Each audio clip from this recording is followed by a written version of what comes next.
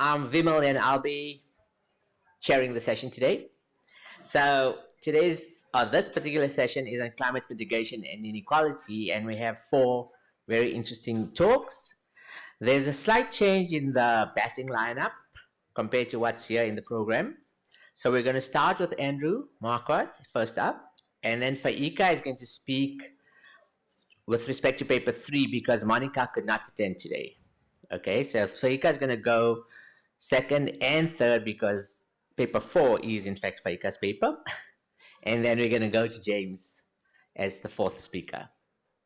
And then we'll have Kwame as our discussant, and then we'll open for more broad discussion and Q&A. Okay, so speakers, please, you have 15 minutes approximately. At 15, I'm going to wave at you. At 17, I'm going to interrupt you. Okay? 20 tackle to the floor. No, 17 is the stop point. Okay, Andrew, you're up. No, your stuff should be here. Burden sharing in the global climate regime. Thanks. Does this work? Hi. Oh, yes, it does. Okay. Thanks very much. I'm going to go through this quite quickly as directed. And this is really about the sort of cascade down from the multilateral process, but there are other many more national and local things that would need to be taken into account that I'm not really going to cover here, but I'm hoping everyone else will. So starting with the global issue, I mean, the reason why this is important, obviously, is because the climate change problem, as far as mitigation goes, is really a question of reducing global emissions. And because greenhouse gases are effectively globally distributed in the atmosphere, what one country emits affects everyone else, and what one country saves obviously affects everyone else. So there's a built-in complexity around who does what in the regime. So equity is a central feature in the climate change regime. And it's a feature that has been a subject of discussion for 3 decades, and it probably relates to a range of other issues related to equity, inequality, geopolitics, etc., which are never really going to be resolved. But it is one of the core principles of the UNFCCC and the Paris Agreement, and it's having it there is very important, which I'll get onto just now. So typically it focuses on the question of mitigation, but then obviously linked to that very importantly are some other questions. The first one is who is going to take on how much of the mitigation burden and who is going to pay for it, which is also very important. And then there are a range of other equity issues around the distribution of responsibility and the distribution of impacts, which are often very uneven, which need to come into the question as well. Particularly in Africa, with the exception of South Africa, a little bit, maybe Egypt to a certain extent, and maybe Nigeria, the rest of the continent has, particularly in the light of the fact that the continent was controlled by other powers until around the 60s, have almost nothing to do with the causes of climate change, but will suffer very heavily from the consequences. We've tried for roughly 3 decades to come to some kind of operational multilateral process for addressing the question of equity and burden sharing, and failed. And there are various reasons for that. And probably the 2 main ones are that it's a very multi-dimensional, complex problem, and secondly that it is so clearly interlinked with geopolitics that it's practically unsolvable per se. So the Paris Agreement is to a certain extent a result of that, and it has an architecture that was kind of a second best solution, and it's not, in many ways, it's it's seriously flawed, but it's the best that we could do. We haven't been able to agree on any kind of top-down approach, and even in the Kyoto Protocol, which is a paragon of virtue in terms of the comprehensiveness of the targets, the transparency, etc., of the targets. The actual setting of the targets themselves was never a top-down process. It was always entirely due to countries basically volunteering what they were prepared to do. So the Paris Agreement works differently, basically. There are a number of trade-offs. The first one is that countries basically choose their own targets, and they are supposed to take certain things into account when they do that, etc., etc. Then there is an enhanced transparency framework, which is supposed to accompany the fact that while countries choose their own targets, they're also required to be very open and transparent about both selecting and implementing them to build trust. Then there is a kind of a review process halfway through what is now a 5-year cycle called the global stocktake. And when we find, as we have now, and Harold can provide some very good insights on that because he was co-chairing that process, that what we're doing globally is utterly inadequate. Countries are then required to go away and think about it and then adjust their next NDC target to take this into account. So the system is very dependent on, first of all, knowing that other countries are looking very closely, but also on peer pressure. And the peer pressure comes from the political economy and the geopolitics. And so that changes dramatically from time to time, depending on who is at war with whom, and so on and so forth. So the climate regime effectively hangs on a whole lot of other global issues. Then finally, achieving your NDC target is not actually a legal obligation under Paris. What is a legal obligation is having one and implementing measures to achieve it. And those are the two kind of pillars on which this rests. So policymakers are then left with a number of dilemmas around this. Just quickly, these are the elements of the Paris Agreement that really count as far as this is concerned. In the preamble, there's a very clear reference back to the principles of the convention around common but differentiated responsibilities, equity, and in the light of national circumstances, which was inserted into Paris to take into account that countries may not necessarily be at the same stage of development forever. There is a very clear statement of what the global goal should be, temperature-wise, and there's now even more evidence that, first of all, of how important sticking to a 1.5 degree goal is in terms of impacts, but secondly, the other important thing is that we are probably going to exceed that goal in the next 5 years. Then there's this constant pairing of equity and the best available science, and what the science tells us is how much we must do collectively, but the really difficult question is who should be doing how much of that. These are pieces from the global stocktake which are not surprising. These are graphs from the IPCC 6th assessment report. The key one is, well, the one on the left, basically, the two blue and green lines are where we really want to be heading, and the kind of fairly large band of uncertainty around the red line is where we are heading at the moment. So there's a huge contradiction heading towards the end of the global stocktake.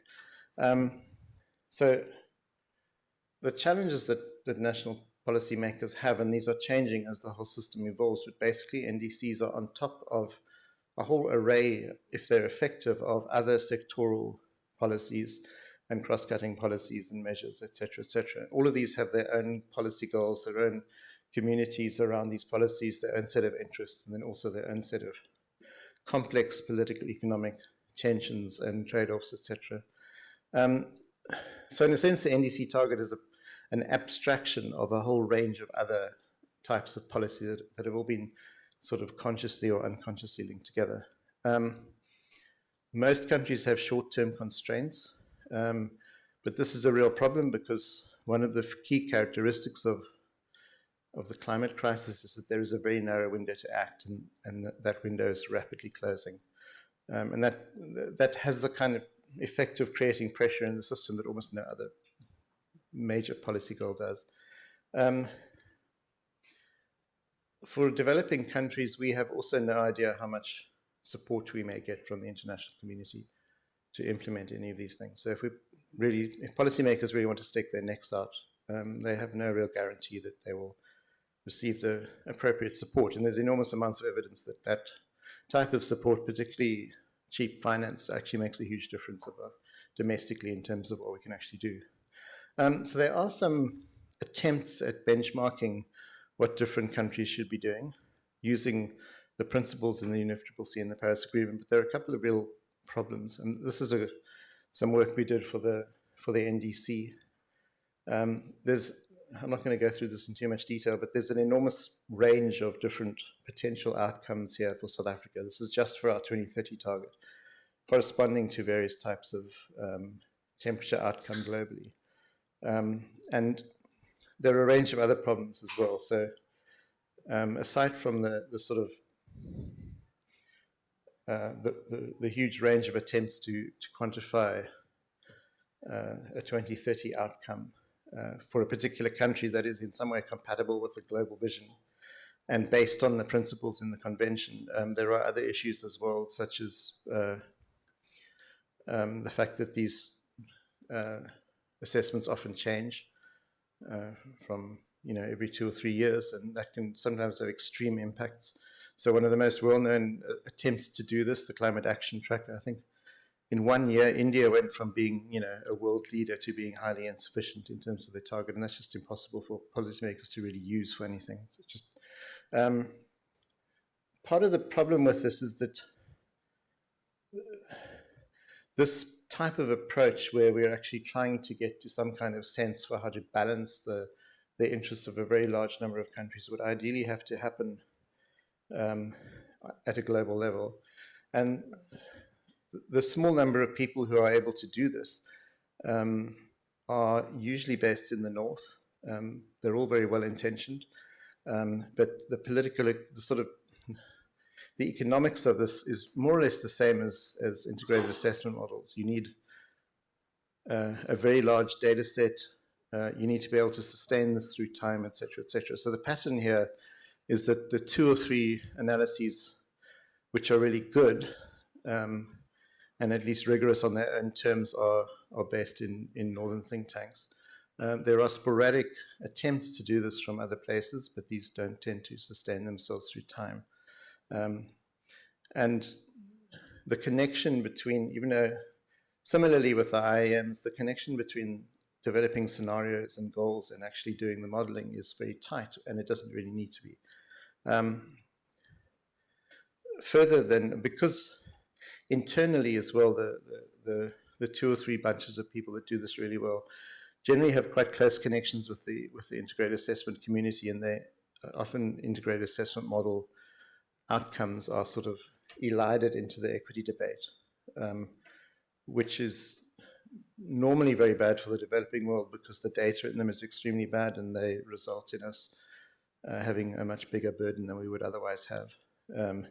They also prioritize short-term action over long-term action, which is often very much more difficult for developing countries. Very often the connection between mitigation and support is not captured or captured in a very limited way.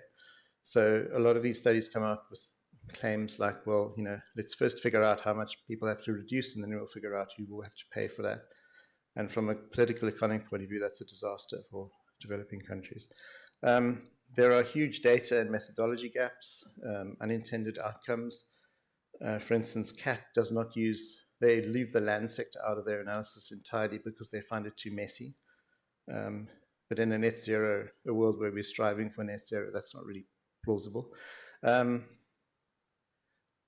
uncertainty that is built into all of these different frameworks gets way worse as you get further into the future. And so there are very few really good studies on long-term pathways around this.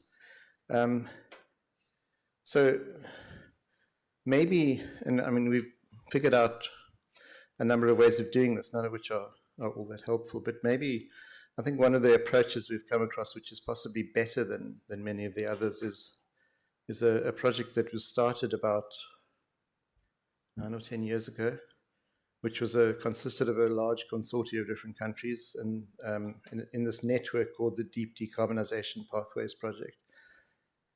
And they're a little unique in that instead of having an integrated assessment approach to this, they have bottom-up, sort of nationally led long-term scenarios for each country, which they update from time to time. And there's a big enough community there now to actually sort of have this kind of conversation.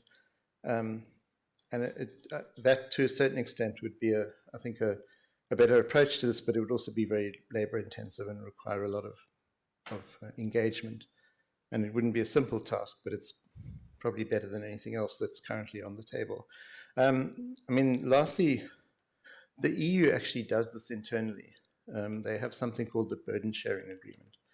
And so when the EU Commission tries to set an EU-wide mitigation target, they get broad agreement from the member states on doing this, and then they enter a period of negotiation with each member state. And what this effectively has involved is that there is quite a sharp difference between Eastern and Western Europe in terms of who's responsible for doing how much, where all the subsidies will go, et cetera, et cetera.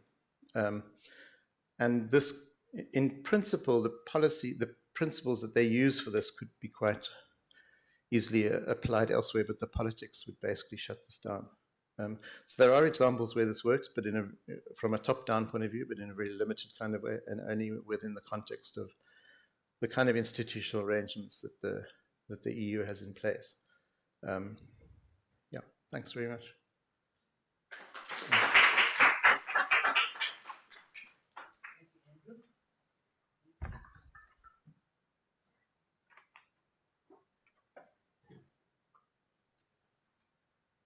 Cool.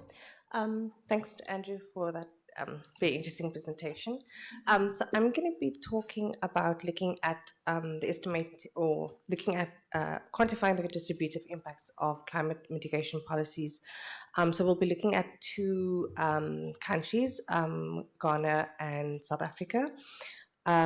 So just to place this work in context, so ACEIR was involved with other partners in the Transforming Social Inequalities Through Inclusive Climate Action project. And this project's objectives was working with Ghana and in Ghana, Kenya, and South Africa to investigate the bidirectional relationships between climate action and social inequalities. And there were 5 different research themes included in the project. And so the work that I'm going to be talking about falls within the 5th research theme, which is looking at distributional impacts of climate action, particularly mitigation. So just moving on to the presentation for Ghana. So as Andrew spoke about, countries having to sort of develop these national commitments for mitigation targets. This really creates sort of a motivation behind why it's important for countries to try and do some of this analysis and have tools available to them that they can try and unpack and assess the impacts of different mitigation targets for themselves. In Ghana's updated NDC, they committed to reducing emissions with funding or conditional on funding by 64 million tons of CO2 equivalent emissions by 2030, and that's relative to a cumulative 2020 to 2030 baseline. And then they've got a lower target for if they do not receive any funding. And Ghana's emissions, the bulk of emissions come from the Fulu sector, with the energy sector making up just over a third. Within that, electricity accounts for 22% within energy and 10% of total. In electricity itself, emissions are largely driven by oil and natural gas, which is 2 of the largest sources of power generation. And these resources are also largely come from domestic resources. So shifting away from oil and natural gas does have implications for Ghana's mining extraction activities. So Our objective in this piece of work for Ghana was to develop a new modeling tool that would enable one to look at the impacts of mitigation. And because this is quite complex and these models are quite large, we start specifically only with the power sector. So what the modeling tool looks like, so it's a linked energy economic model. So we link a bottom-up power sector optimization model for Ghana to an economy-wide CG model for Ghana as well. And the power sector model provides the technical underpinning needed in order to understand sort of the necessary requirements for power generation and what is possible. And the outputs from this model gives us information about what the power plant technology mix would look like, what is needed in terms of investment, and then also what power sector emissions look like. And then the economy-wide model gives us those economic indicators and helps us to understand the impacts of changes in the power sector on the Ghanaian economy. So the way that we link these models is through the passing of information from the power sector model to the economy-wide model, but then also information from the economy-wide model to the power sector model in terms of how demand for electricity adjusts based on the changes in the technology mix, which has implications for investment and which has implications for power prices. And then lastly, we also link the outputs to a simplified microsimulation model to try and get or calculate poverty and inequality indicators. So this is just sort of a brief illustration of how the linking works within the electricity sector. So the Ghana electricity model takes over in terms of the production. Should say it modifies how electricity gets produced over time based on what is coming out from the energy model. And so you'll have, for example, in a case of mitigation, you'll have the share of coal decreasing over time, and you'll see that in the economic model. So you are able to look at the impacts of that on the economy. So what we did here was that we looked at 3 different scenarios. So we looked at a different scenario, which is just a business as usual, no mitigation type scenario for Ghana. And then we looked at 2 levels of mitigation ambition. One moderate, where emissions are constrained to 2015 levels by 2035, and then an ambitious scenario which halves that level that we're targeting even in the moderate even further. So by between 2020 and 2050, we have cumulative emissions declines of 38% and 56% relative to the reference case. And when we're doing this modeling, we're doing this modeling initially, we were doing this without any assumption of any type of financing from the rest of the world. So it's really coming out of funds that are within the local economy, and so it's diverting investment away from other potential sources. But what we've done is we've added an additional scenario to also look at if they were able to receive financing, what would the implications be of that? And this can be considered an upper type scenario because we're essentially saying this is like grant funding, right? So there's no repayment or anything like that we're including in the analysis. So just quickly, our reference case scenario. So we have a growth projection of 5.5% per annum between 2015 and 2050. So the change or the growth, real GDP growth rate and the annual power sector emissions are shown in the graph on the right. And then the graphs at the bottom show the change in the structure of the economy between 2015 and 2050 in our period. In line with economic growth, we have employment increasing.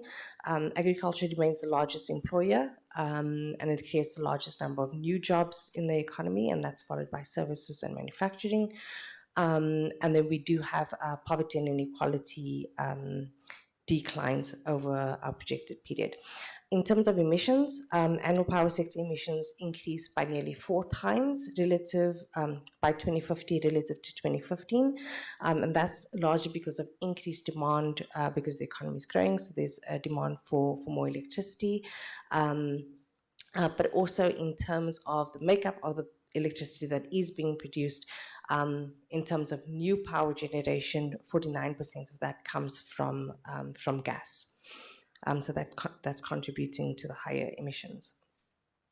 So the graph on the left shows the technology mix for our 3 different scenarios, so the difference case, the moderate case, and the ambitious case. And then the graph on the left again just shows annual power sector emissions. So what we see is that in the difference case, there's still a fair amount or a large amount of gas that gets used to produce electricity, but when we are imposing emissions constraints within the sector, the amount of gas that gets included decreases and is replaced with largely with solar, wind, and hydrogen. What this means is that this has implications for power sector investment. So we see that in our ambitious and moderate scenarios, the level of investment, so the graph on the right shows you the cumulative level, graph on the left shows you the cumulative level of power sector investment required over the period. And so by 2050, this is about 35% higher in the moderate case and 46% higher in the ambitious case. What is interesting is that despite the mitigation ambition almost doubling or basically doubling between the moderate and the ambitious scenarios, the increase in power sector investment needed isn't as large, or there isn't sort of like a one-for-one kind of jump. The graph on the right shows the change in the electricity price. So you'll notice that there's a big drop-off in all of the scenarios in the electricity price. And that's as the system is sort of we start to use it more at full capacity. And then it's also because of the replacement of existing take-or-pay contracts, which actually results in lower electricity prices. By 2050, we do see higher electricity prices in the moderate and ambitious scenario relative to the reference case. So what does all of this mean for the economic impact? So I just wanted to highlight that when we are looking at the economic impact, we are measuring or showing you the change in level. So for example, the percentage change in the level of GDP between the scenario and the reference case. So the table on the left shows the percentage change in GVA or GDP by sector relative to the reference case, and then the table on the right shows the change in employment. So we can see that power sector mitigation in the case of Ghana reduces real GDP relative to the reference case, so the level of real GDP is lower. The decrease in the level of GDP is higher to 2050 because higher in 2050 relative to 2030 because most of the mitigation starts to actually take place after 2030. The decrease in GDP is driven by larger power sector investment, which raises the cost of non-energy capital in the economy, and so it's limiting the ability of other sectors to expand or to compete and expand its production. When we, however, think of sort of the total GDP impact in terms of what does that mean in terms of level of GDP, it basically just means that by 2050, in the ambitious case, for example, the level of GDP is about like a year lagged relative to where it would have been in the reference case. In terms of employment declines, we can see that decreases are broad-based across the economy. We do see some increases in some sectors, and this is because of increased production in some subsectors. So, for example, we see an increase in cocoa, which is an exported commodity, and then also increases in electricity because the sector gets larger. But what we do see happening in the model is that because the cost of capital is increasing, there is a switch towards using more labor. And so that sort of explains some of that increase as well. Majority of the job losses are found in rural areas and for workers with primary school or less education. So this shows you the impacts on household incomes. So in the Ghana model, we had 3 groups of representative households. So we had urban, and then non-farm, rural non-farm, and rural farm households. And so we're able to look at sort of the implications across those different types of households.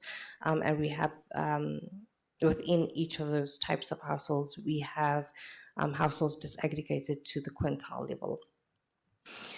So we see that all households experience a decrease in their income relative to the reference case. By 2050, urban incomes are more negatively affected than rural incomes, and that's because of the returns, largely driven by returns to capital that attribute to these sort of households. And then within rural households, we find that non-farm households experience marginally more negative impacts than farm households, and that's because when we were looking before at the impacts on the different sectors, agriculture doesn't get as impacted or as negatively impacted as other sectors within the economy. In rural households, the largest income or impact on income is through labor income, while in urban households through enterprise income or capital returns to capital. So I think I covered the last point. So this slide then shows changes in welfare, which here is represented by the change in a real household expenditure, and then also the implications of the different scenarios on poverty. So we see a decrease in household welfare. Again, if we're looking, for example, at the 2050 ambitious column, you'll see that higher income households are more negatively affected than lower income households, but all households are negatively impacted by this. We see a rise in poverty across all poverty lines in all of the scenarios for both rural and urban areas. Just quickly touching on the foreign financing, so the main point here is that foreign financing can assist in reducing costs. So if we look at the impacts on GDP, so this is mitigation, but with this type of grant funding, there's actually a positive impact on GDP relative to the reference case, and we also have a decrease in the number of people living below poverty. So I'll leave that at that and then move on to the next presentation, please.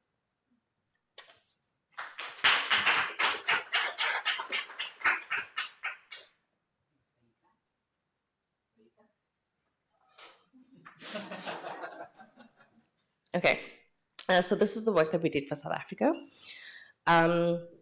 So I'm not going to go through the full sort of motivation. I think that Andrew had spoken sort of very well about the need for global commitments and sort of trying to understand that in the context for your specific country. But I did want to mention here the growing global pressures for mitigation, particularly with, for example, through carbon border adjustments. So in the tip session, this was covered quite nicely earlier on, where they sort of unpacked the EU CBAM, but we're also seeing sort of other countries also mentioning or noting that these are things that they are considering as well. The one point that I wanted to make here is, so this work builds on, there's been a lot of work that's been done by the Energy Systems Research Group at UCT, looking at mitigation and looking at the economic impacts of mitigation. And so this work really builds on that. And so I wanted to highlight, like, when in some of the sort of initial studies, when we were looking at the cost of mitigation, we were looking at sort of least cost optimal energy solutions for the country, which actually had emissions benefits with them. What we're looking at here is actually at more ambitious mitigation. So we're looking at reaching net zero by 2050.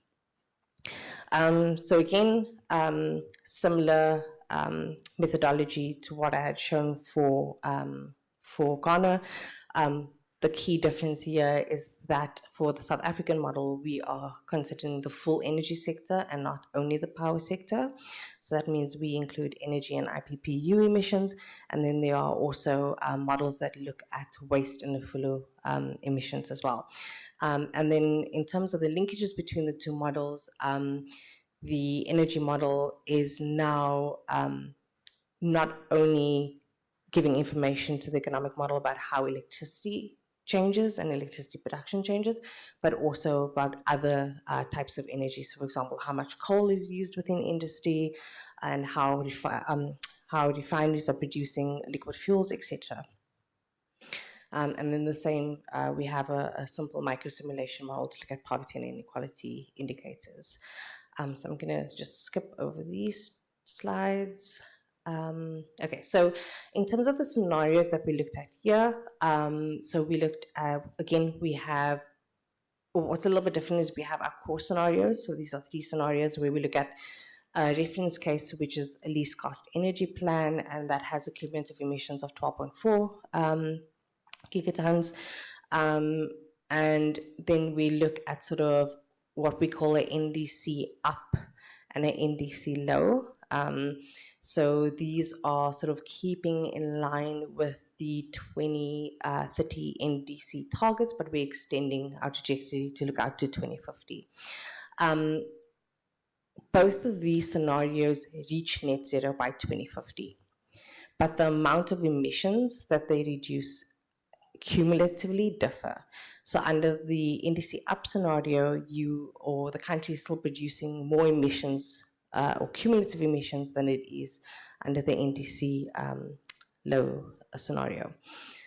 Then what we do is that, like we did with Ghana, our core scenarios are not considering any sort of additional funding.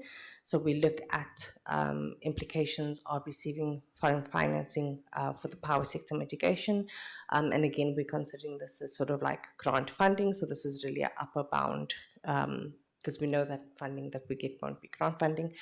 But we also compared to implications of inaction, given how important this is becoming. So we look at the impact of a EU CBAM. So this is on the 6 products that the EU has specified. We introduced it over a 4-year period, with it reaching 85 euros per ton of CO2 equivalent. And then we look at another scenario where we have a broader EU CBAM type scenario. So it's basically on all commodities and it's from all our trading partners. Okay, so when we're looking at decarbonization in South Africa, you see that it's very much dependent on mitigation in the energy sector, primarily our electricity production. And so you can see that sort of in the bottom part of the graph on the left, so the dark blue, that's the decrease in emissions coming from energy. But we also have declines in emissions from refineries, as well as manufacturing and transport. With regards to manufacturing and transport, this is because of both changes in technologies as well as the growth implications of mitigation. And then the graph on the right just shows the power generation mix. One of the things that cleaner power does provide is it provides alternative options for mitigation in other sectors. So we see this happening in the transport sector, where we have more electricity and hydrogen being used as opposed to traditional fuels, and then also in the industry sector, where electricity and a little bit of hydrogen replaces the use of coal. Under our more ambitious decarbonization scenarios, we do require more investment. Cumulative investment by 2050 is about 1.5 times above that's needed in the reference case. And the graph on the left shows you the annual power sector investment with a little bar showing what the cumulative level is towards the end. And then this also results in an increase in electricity prices relative to what is seen in the reference case. The one thing to note here is that in the short to medium term, under the NDC low scenario, you need sort of a rapid increase of investment and decarbonization in order to reach your mitigation cap. And so you have a faster increase in electricity prices relative to what we see under the NDC up scenario, where a lot of the investment is actually coming in later towards the period. Okay, so I covered that. So the graph here on the left shows the impact on GDP for our NDC low and NDC up scenario. And then the table on the right just shows the impact on sector GDP as well as sector employment. So as we can see, because we've got a much larger mitigation constraint on our NDC low scenario, the impact on GDP is more negative than what is the case under the up or the upper bound NDC scenario.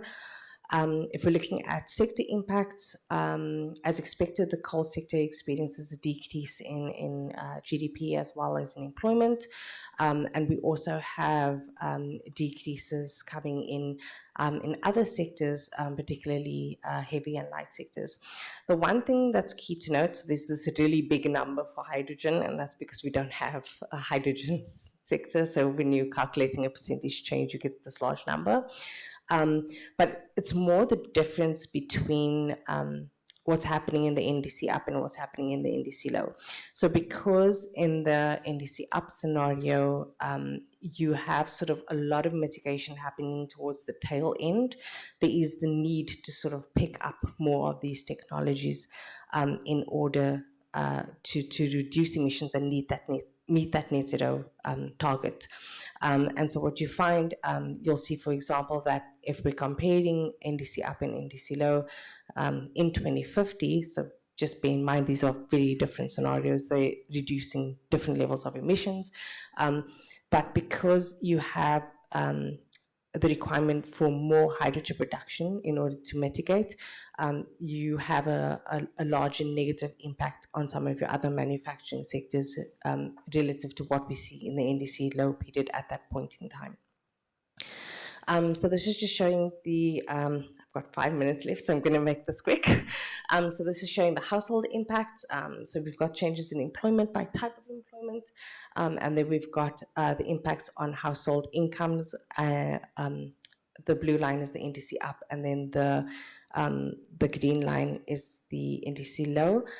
Solid lines are income, and then the dotted lines are expenditures.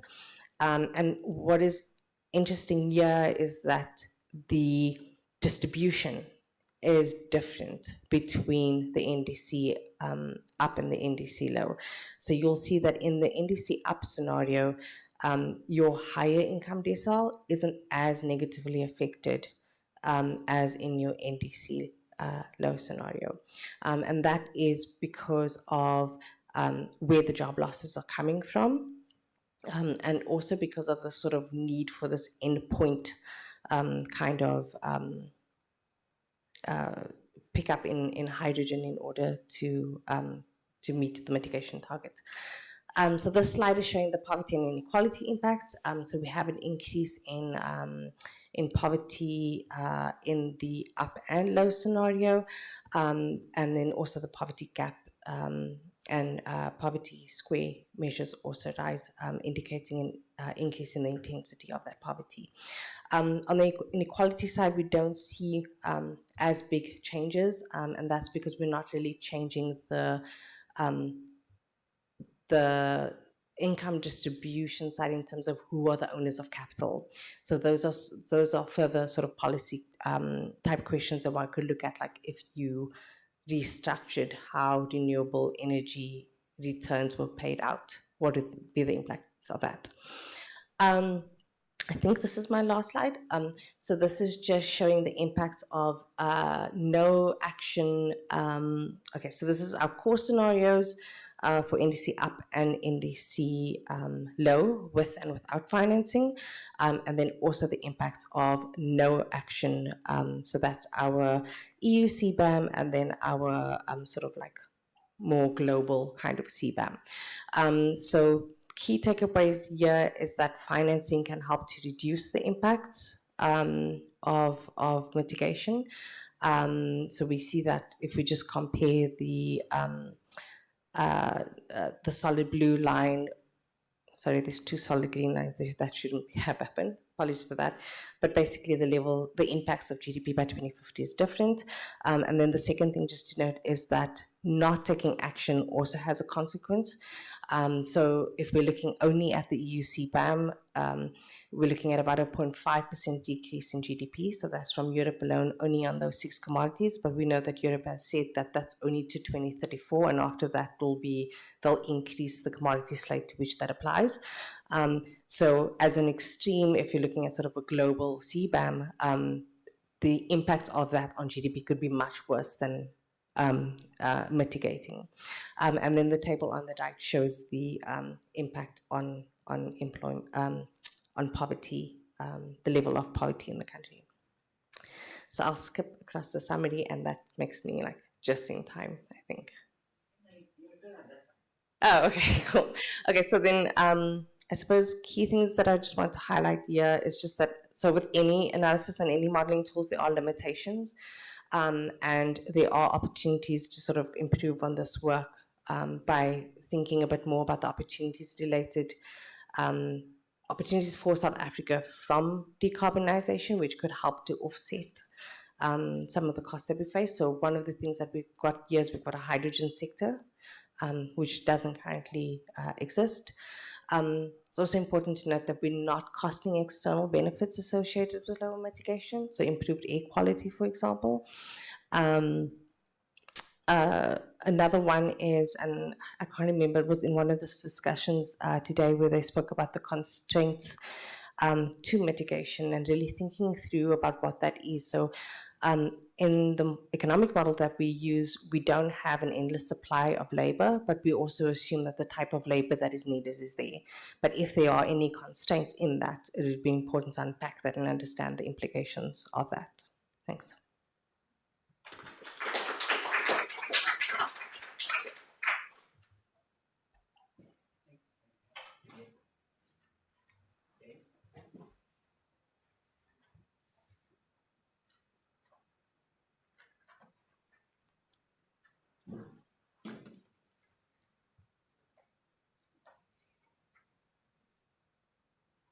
Okay, hi everybody. My name is James Reeler. I'm from the Worldwide Fund for Nature.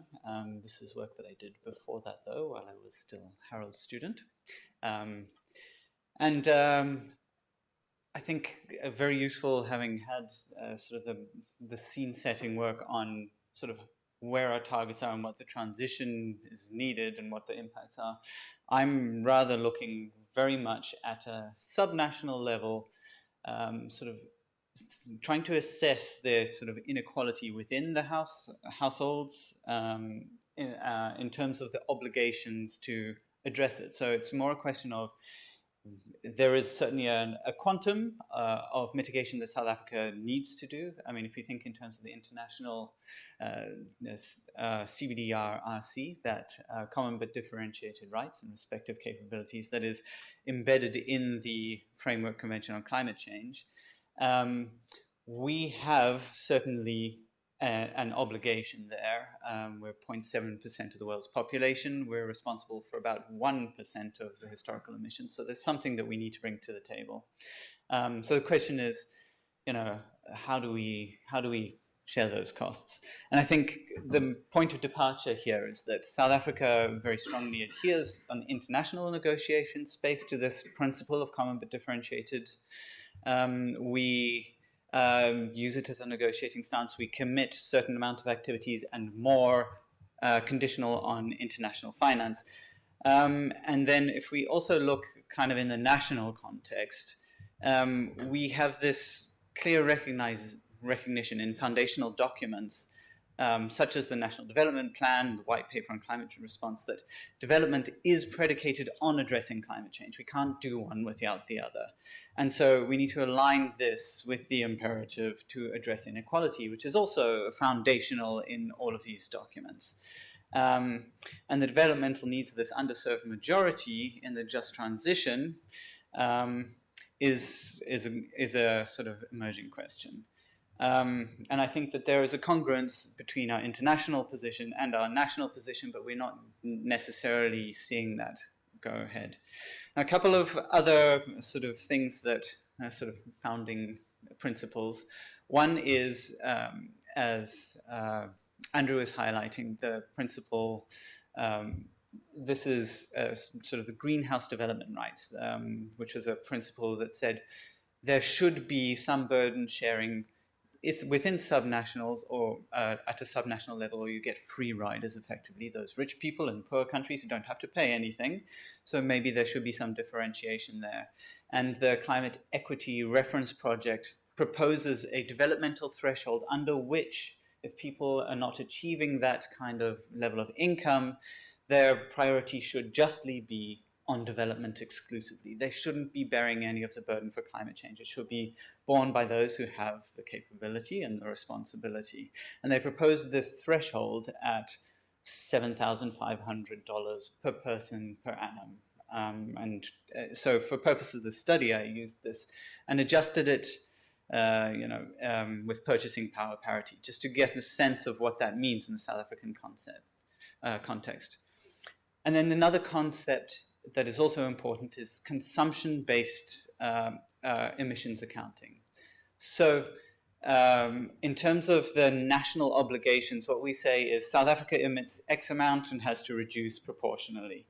But another way of looking at this is South Africa does emit a certain amount, but it also exports a lot of our carbon emissions embodied in products that are consumed elsewhere.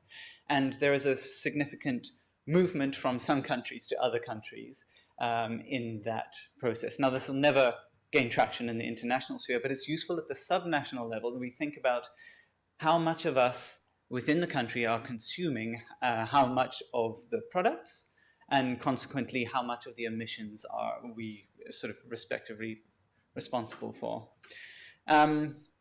So I'm not going to go into depth in the modeling approach, but essentially the idea was using a sort of economic model, building on an input-output model. So we take our emissions data for certain sectors, we look at the consumption data within the economy, and if you put those together, you can get a sense of the carbon intensity measure for different products. And so once you have this carbon intensity for products, you can then look at what households are actually consuming, and we have some of that data available, and that gives you a sense of how much of the kind of carbon emissions households within different deciles are responsible for. So the data, it came from various sources. I had really hoped to use sort of the national greenhouse gas inventory, but I couldn't get the raw data for that, so I sort of had to fall back on that. But we looked specifically, I looked at for the energy sector, and primarily the energy sector. I didn't look at Afolu and industrial process emissions, but this still accounts for 72% of all emissions. So the energy sector, we got the data from the DMRE and the DOE, which has some holes in it, which I tried to fill. The ESCOM annual reports, because you need to disaggregate electricity sector to sector because they get charged different rates. And then for the households, the income and expenditure is from the Stats SA income and expenditure surveys and the living conditions survey, which are these surveys that actually go to households, look at expenditure diaries and consultative process to get a sense of, across the whole economy, what households are spending their money on. Okay, so if you're an economist, this doesn't need explaining. If you're not an economist, this is going to be meaningless, so I'm not going to go into any depth in it. But essentially, Stats.SA provides these tables every year that looks at the supply and use of products in the economy, and it sort of disaggregates it. So it says what industries are producing what industries are using what, and what, there are sort of, those are endogenous things, and then exogenous things.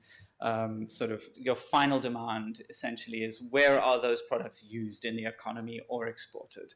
And so by some hocus pocus, again, not going to go into it, but essentially you can derive a matrix which gives you, if you put in, for instance, the energy intensity of a certain, of coal into that, and then you run a multiplier analysis, you can see the emissions per product that kind of come out of that. So where that energy is used, therefore how much of the emissions are responsible, the emissions that product is responsible for.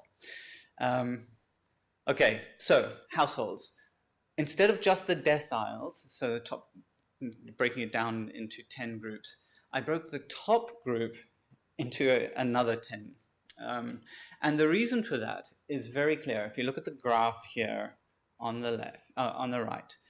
The household per capita income, if we're looking at income as a measure of, if we like, capability, your ability to pay, the sort of the bottom 70% are fairly flat. And I'm going to just, this is a logarithmic table. If we look at it as non-logarithmic, this just gives you a sense of the income distribution of the economy. So really, there is so much differentiation in that last decile as compared to the rest of the economy, which is very, very flat in terms of income. And this right here is our inequality. And so I looked at 3 different years, 2005, 2010, 2015. And over that period, you could see for these are 2 different measures of inequality. On the left, we have the standard Gini coefficient, and on the right, the Palmer measure. And so for those who are not familiar, Gini sort of just looks at the deviation of a distribution curve from an equal distribution across the population. Palmer much more looks at the outliers. It measures the multiple by which the top 10% has of any asset that of the bottom 40%. So in other words, a Palmer ratio of 10 means the top 10% have 10 times the wealth of the bottom 40%. So it just gives you a sense of that extreme disparity. But so you can look at for income, for expenditure, and also for emissions. Over this period, there was a marginal decrease in inequality, but the inequality still stays fairly large, right? So the top groups have a much higher access. They're responsible for more of the emissions. And just to put that in context, if we were to think of the households as countries in the global CBDR, the top 2% of households are pretty consistently Kuwait, where they have the same emissions as the Kuwait as a country, the second highest emitting country in the world. So we can kind of think of South Africa as a developing country, but those who are sitting in the top 10% are Canadians, actually, in terms of their emissions. We're not South Africans. Whereas the bottom 40% are right down there in the bottom countries in the world. Their responsibility for emissions is exceedingly low. So well worth bearing in mind when we talk about sort of the who is responsible.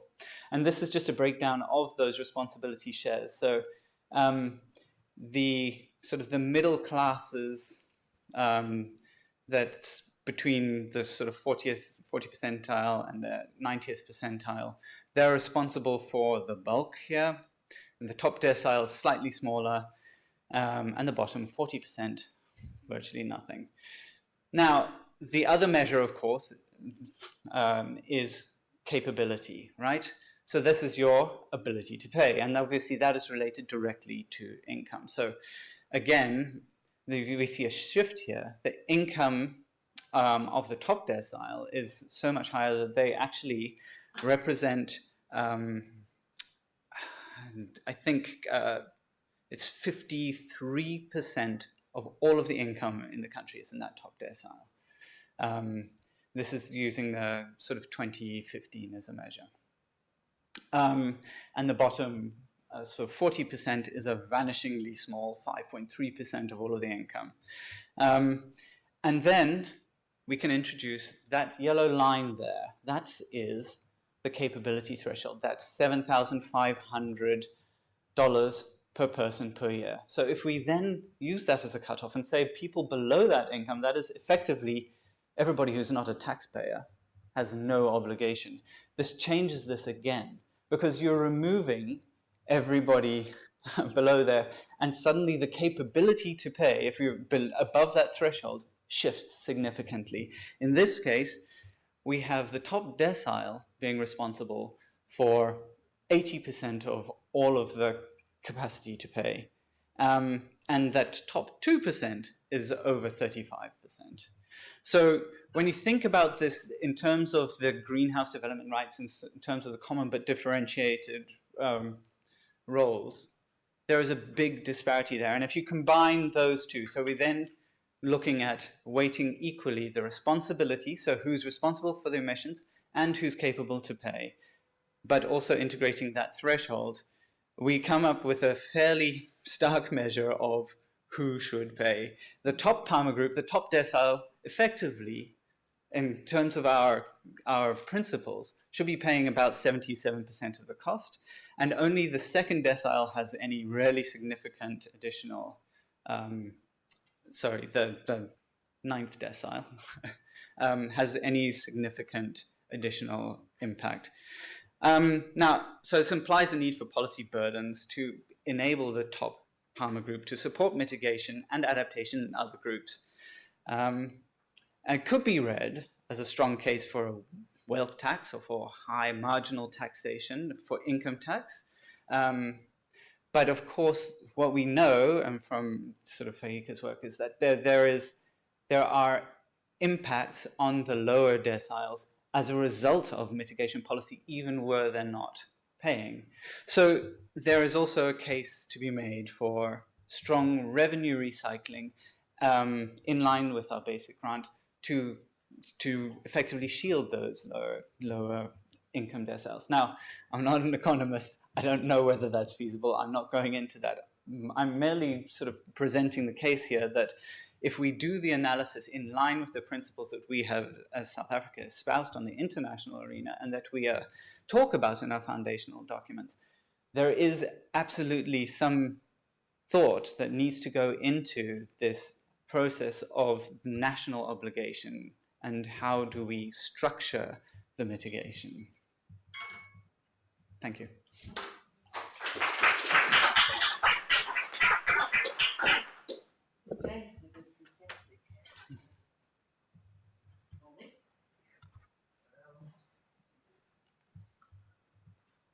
Okay, thank you very much. And I first want to appreciate all the speakers for your insightful work that you've done. Of course, I just give a few reflections to open up the discussion for all of us. And I think that the core of the issue is very much well known to all of us. Here in Africa, perhaps amongst the least, or not perhaps, actually amongst the least contributors, and yet among the most vulnerable. What we do see is that this kind of disparity is not just at the national level, as Andrew rightly pointed out, but it actually trickles down, which the other speakers did point out. It actually trickles down to the household level, and which makes the issue of climate justice a key issue, not only among countries, but also within the country, amongst the households, and therefore the micro level distributional impacts and how climate policy affects individual households within the economy becomes an important issue to ponder about. And so it is good that the researchers who have spoken in this session have averted our minds to that.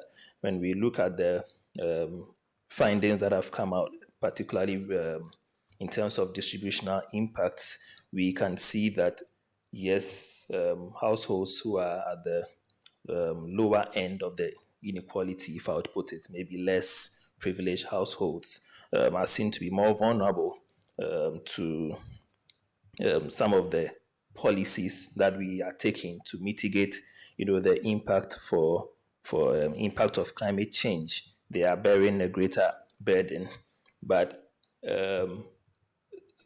we need to also we need to be more deliberate, or we need to be more intentional, as to whether these policies, or what kind of impact exactly is this our climate policies having on these kinds of people. It brings so many things into question. Key among them is financing, which has been spoken about by our researchers.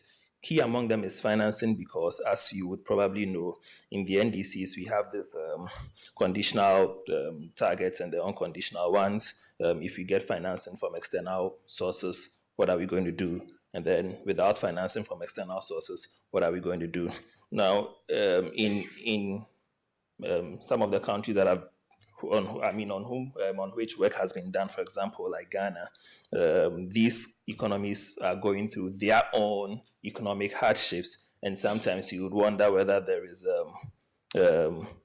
without external support, without help or financial support coming externally, whether even the non-conditional targets could be met if they were supposed to raise funds on their own.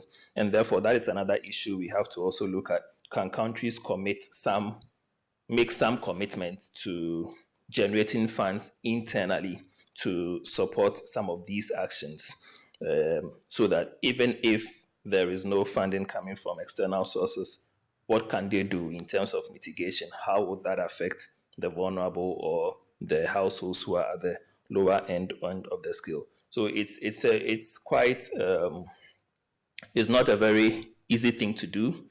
And I imagine that if there are any policymakers sitting in this room, they'll begin to scratch their heads, especially when they look at some of the findings from the research. And I can imagine that it is not very easy for policymakers. But, we as researchers do our research, we put a lot of information out, and then they are supposed to take a look at it and then maybe run with it. But it's probably something that we need to investigate more, look at it from a more holistic approach, from a more holistic perspective. If mitigation from one particular sector, say the power sector or whatever, is giving us these kinds of effects, what happens if we approach it from a different, maybe transport sector or something like that? So these are all of the other stuff that we need to avert our minds to as researchers, and then also to help the policy framing and the policy formulation and implementation, to see how our climate actions will then have not just a positive impact on inequality, trying to bridge the gap, but it will reduce the suffering that those at the lower end of the inequality will have to face. So these are my comments. Thank you very much.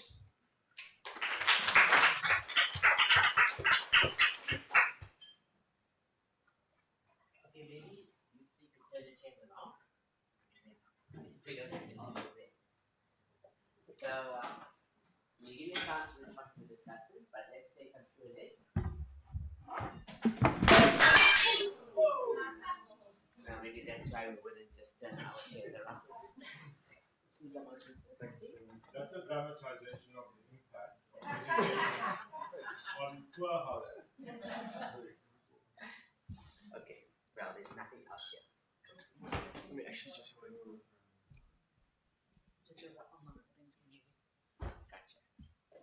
So, yes, there's a question here. Please introduce yourself. Adjei-Mantey with the Green Connection. So, Andrew, what I wanted to make a comment on is the approach to climate mitigation still seems to be based on this extractive, economic, GDP-driven model. And also we seem to see that we either have to deal with the climate crisis or we have to deal with poverty, and not that actually human well-being and the planetary well-being will only be dealt with if we deal with the climate crisis. And in that context, I then want to understand what is the role of multinational oil companies. Because what are we, I mean, I'm going to be real, this COP28 coming up, states don't seem to be, because it's in no state's interest to maintain a climate disaster, one would assume, if they are thinking things through. But we see that we are not getting anywhere. And we see that multinational corporations are certainly playing a big role. So how does that get dealt with? And then what I just wanted to ask, Rick, is in your models, you didn't seem to have addressed any demand side management. All your scenarios make an assumption that there's the same supply, same demand for energy. Whereas I would have thought maybe the ambitious one would have included efficiencies and demand side management. So thanks.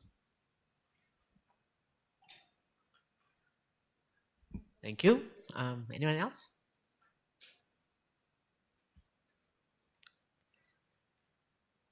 James? So many questions, but I'm going to limit myself. I think Faaiqa had a question about the second model, so the South African model specifically. I think well, actually, it's for both of them. You talk about the relative growth in GDP for the different scenarios, and the relative impacts on employment and those sorts of things, which comes across as a very stark sort of reduction. It would be useful also just to see, is there absolute growth in GDP and employment in those scenarios? Because it does kind of put it into context, I think. So it's like how a 7% reduction from a 50% increase is less worse. And then the other question was about in both of those scenarios, the effect of finance. We saw that really reduced a lot of that because we're assuming the finance helps address the hurdles. What are the assumptions around that finance? Are we assuming that it's grant finance, that it's kind of preferential interest loans? Or is it just that having the additional money means that you've got a reduced cost of capital? Thanks. My name is Vimal. I'm from TIPS. So I just have one question for Faaiqa. So you mentioned, I'm not sure if I heard that correct, that you said that in the Ghana model, that cocoa is going to be one of the biggest employment creators, right? So you said that employment will be created in the cocoa industry in Ghana, right? So I'm just wondering whether you've considered other international factors, like for example in the EU there is what they call regulation on deforestation-free supply chain, which targets cocoa, meat, and other products in terms of that they are expected to pay or be compliant, right? So there's got to be a system that needs to be in place to prove that, for example, the production of cocoa doesn't contribute to deforestation in the country. So I'm just wondering if whether that has been considered, considering that you said that it's gonna be creating employment in the future. So thanks.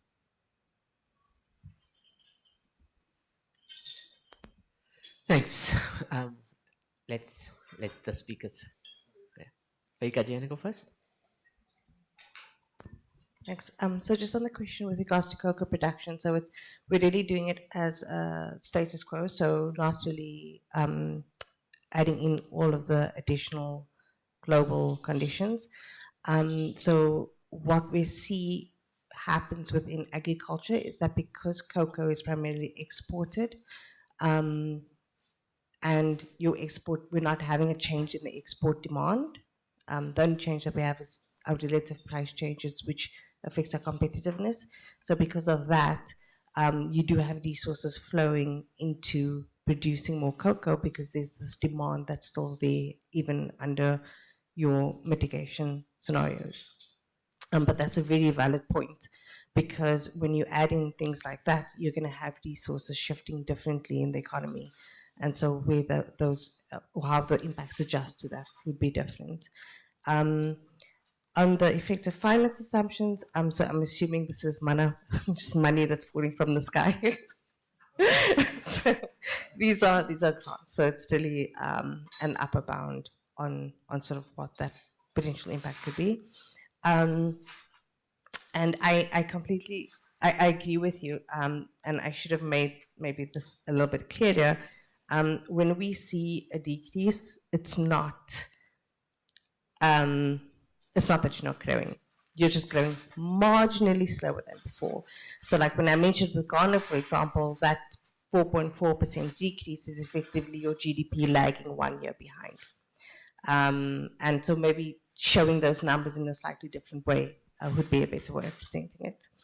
On the demand side management, so this does come through via the energy model. So within the energy model, there are certain assumptions that are made around energy efficiencies, whether those being transport or buildings, for example, residential as well.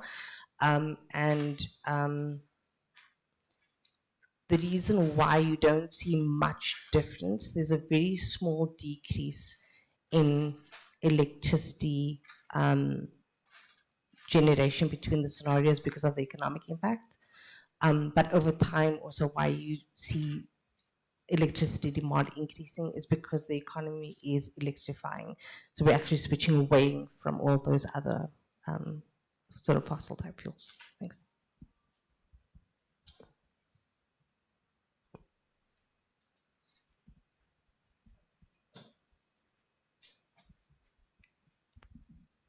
Thanks. Just on your question on multinational oil companies, some countries are actually those oil companies. So first of all, Saudi Aramco, which is the biggest company in the world, oil company in the world, is about half the Saudi delegation are employees of Saudi Aramco. So it's quite difficult to separate them out. And the Saudis have shifted a bit recently from being very sort of blunt in their approach to realizing that this may affect them. So they've actually set up, I mean, they're different from 20 years ago in that they actually do have a sort of a state machinery now on climate policy. But I think the bigger question is how these fossil companies actually exercise influence. And I don't think it's, I mean, The Guardian reported about the last COP that there were 500 lobbyists or something in the COP. I really don't think that's the primary way in which this happens. It's the way that NGOs and people who don't have that much of an inside tack try to influence the process. But from a point of view of, I mean, there are three important things mainly. The one is that the global climate process is increasingly sort of supported and infiltrated by large consultancies. I mean, there was a lot of fuss recently about McKinsey because they came to light helping the COP28 presidency, et cetera, and they now exist all over the place. So the GCF has several of them on a kind of retainer, and you know, at every level in the process, there's some large global consultancy that's somehow involved in this. And that space was initially created to allow non-state actors in the form of civil society to have more access to the process, but now it's been almost completely sort of swamped by people like McKinsey. Then on a national level, for those of you who are familiar with the process will know that like everything is negotiated. So we may take a decision, but then how that works its way through the system is negotiated at every subsequent point and at every point nationally, et cetera, et cetera. And so I think probably the biggest influence they have is domestic, is on particular national, either national delegations or national positions, et cetera, et cetera. And I think in some instances there may be very close connections between lobbyists and delegations, but I think it probably happens one step before that and in a more kind of direct sort of setting. I mean, it is stark that as we head into COP28, there are vast new investments being made in fossil fuel infrastructure by, you know, particularly by the US. Norway, I think, windfall profits in Ukraine have increased like 500%. The UK has just opened new gas fields, et cetera, and as well as, you know, whatever happens to be going on in the developing world, it's really striking. There's a very big divergence between where we're supposed to be going and where we're actually going. Thanks.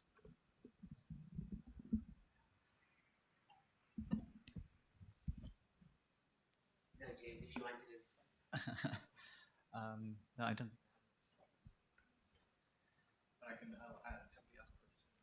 Thanks. Harold. Thanks, Vimal. If you're not going to stop me, I'm briefly going to comment on another oil country, Norway. There was a really fascinating, if you didn't see a piece by Michael Grubb on Norway, who's made something like $50 billion of windfall profits from the war and could put it into buying down the cost of affordable energy or loss and damage. It's a very different country to Saudi Arabia. Just as an aside, before I ask a question to Faaiqa, my questions for Faaiqa. Great presentations, thank you. It's really about the quantity of GDP and the quality. Slightly long introduction, and now we'll have a specific question. So, I was struck how your results for employment basically followed the GDP results that, and further down. So, what I was really thinking is, in that analysis, what about the employment and capital intensity of different sectors of GDP, or is it built into the analysis that the current allocation across capital and labor is perfect, and anything that shocks that system is necessarily a negative effect?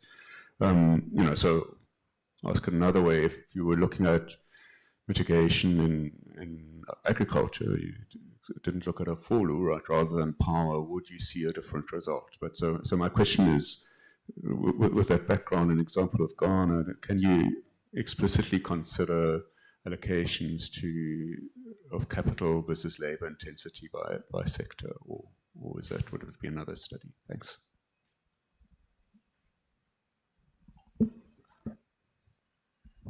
Lawrence.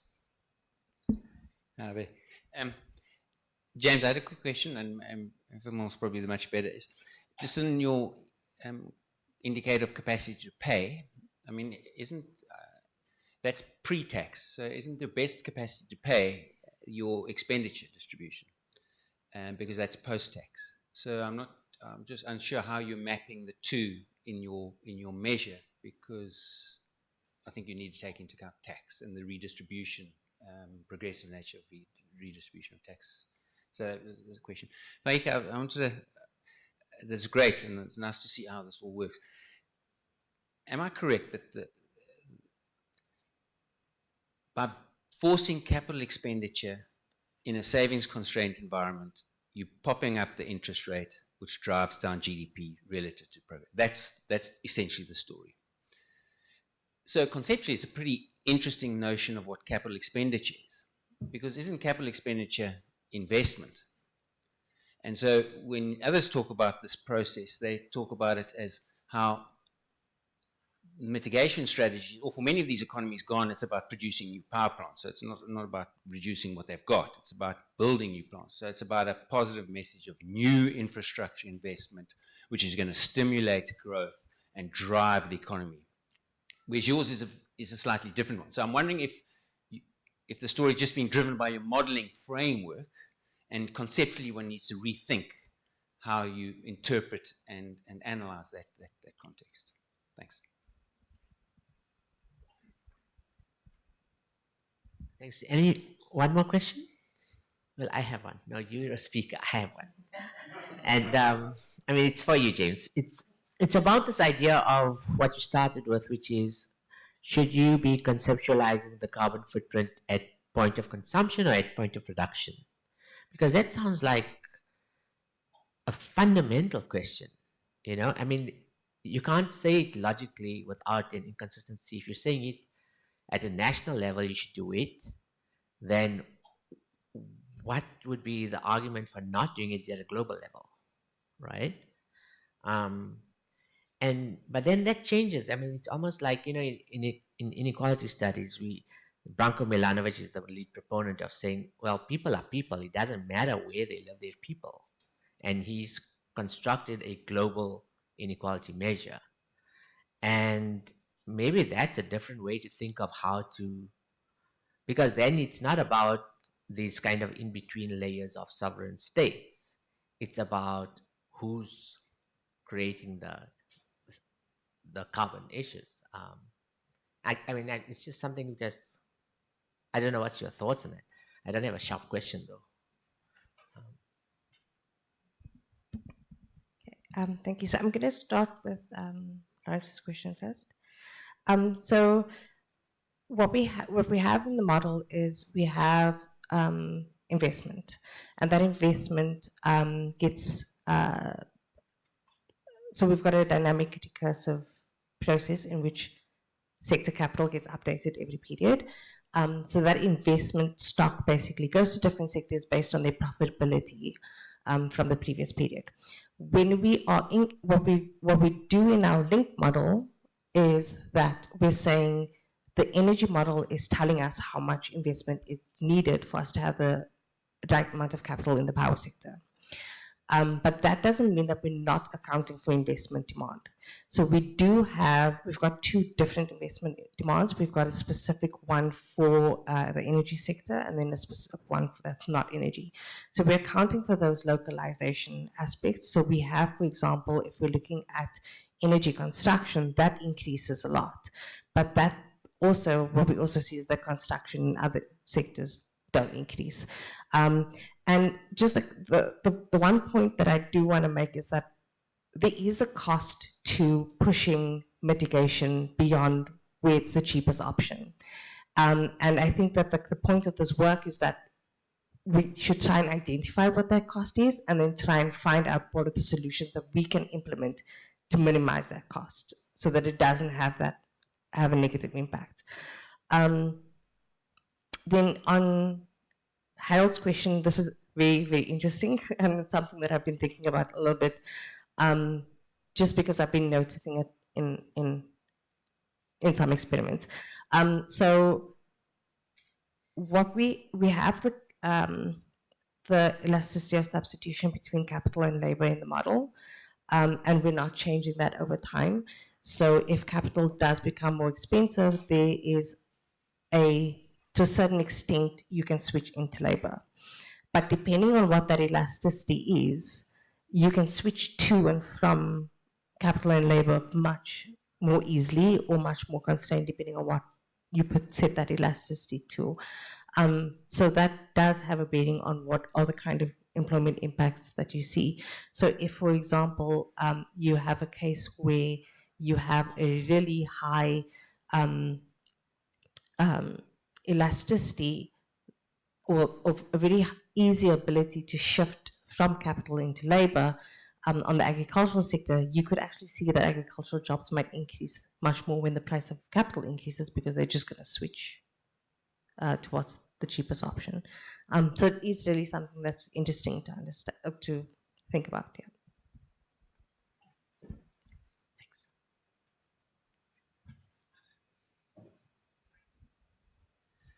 Thanks. So, Lawrence, absolutely. I did also look at expenditure sort of shares as well. The outcome is you get a sort of marginal increase in the sort of the combined share into the next decile, essentially. But it's not significantly different in terms of the overall distribution effects. This is obviously all of it was tracked using household reported expenditure, so it's conditional. It wasn't explicitly looking at the taxation. Yeah, and as for the consumption-based accounting, I think, you know, there is definitely a strong case to be made for it. I certainly would. I think that your question is, why would you not? It's not on sort of any kind of moral grounds. It's on a very practical point, which is that we landed on the one point, you know, some 30 years ago. To transition at this point in terms of the negotiations is never going to gain traction. But I think the bigger point that, you know, when you're talking about kind of who is responsible globally, it really makes the case for a lot of subnational action, right? Which is, the multilateral negotiations, the only people at the table are the parties. The parties are countries, so that's where your boundaries sit. And that's how the UN is constructed. And so when you talk about NDCs, when you talk about the Paris Agreement, all of that is predicated on you drawing a boundary around a country, and that is where your emissions sit. But I think the reality, of course, is that in every country, we're very clear that we have this inequality in terms of access, in terms of emissions.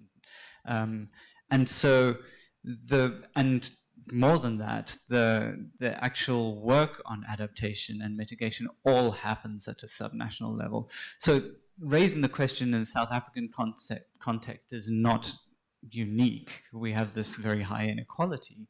But I think the point that you're making is that we have this global measure of inequality. It really does come down to the fact that those who have had this historical access have this historical responsibility and the capability to pay. And so it does land there at some kind of moral level.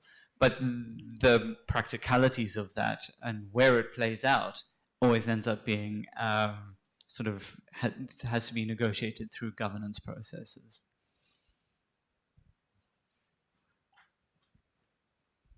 Okay, thank you. So I think we're out of time. Thanks. This was a great session. And thanks to all our speakers and all the participants.